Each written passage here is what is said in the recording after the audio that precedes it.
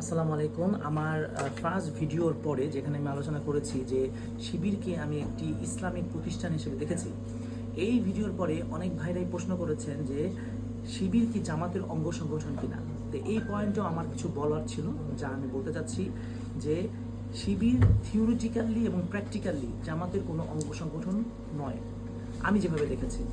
এক নম্বর হচ্ছে, আপনার এই থিওরিটিক্যাল পয়েন্টে শিবিরের নিজস্ব কনস্টিটিউশন আছে এবং নিজস্ব কর্মপদ্ধতি আছে। শিবির তার কনস্টিটিউশন এবং কর্মপদ্ধতির মাধ্যমে ডকুমেন্টেশনের এবং লিগালি ইন্ডিপেন্ডেন্ট, এখানে জামাতের কোনো ইন্টারফারেন্স নাই। প্র্যাকটিক্যাল কথা হচ্ছে যে আপনার শিবিরের জনশক্তিকে তাহলে কেন জামাতের বিভিন্ন প্রোগ্রামে দেখা যায়, এটাকে আমি দেখি হচ্ছে এভাবে যে শিবিরের যারা সভাপতি হন তাদের নিজস্ব সিদ্ধান্ত, যার কারণে বিভিন্ন জায়গায় আপনারা এই সংগঠনের ছেলেদেরকে দেখতে পারেন। কিন্তু এই প্র্যাকটিক্যাল পয়েন্টে কিছু কথা বলা যেতে পারে। এক নম্বর হচ্ছে যে শিবিরের সভাপতি যখন নিয়োগ হয় তখন তারা আমার সময় 2300 জন সদস্য ছিলেন হোল বাংলাদেশে। তো তাদের একটা বুকলেট হাতে দেওয়া হতো এবং ওখান থেকে আপনার যাকে ভালো লাগে তাকে টিক দিবেন এবং ব্যালটটা জমা দিবেন।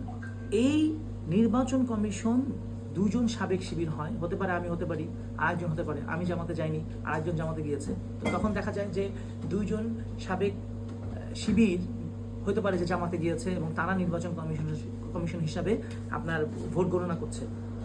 ভোট গণনা করে তারপরে তারা ঘোষণা দিচ্ছে যে এই নেক্সট সেশনের জন্য উনি সভাপতি হিসেবে দায়িত্ব পালন করবেন। এটাও কনস্টিটিউশনাল বিষয়।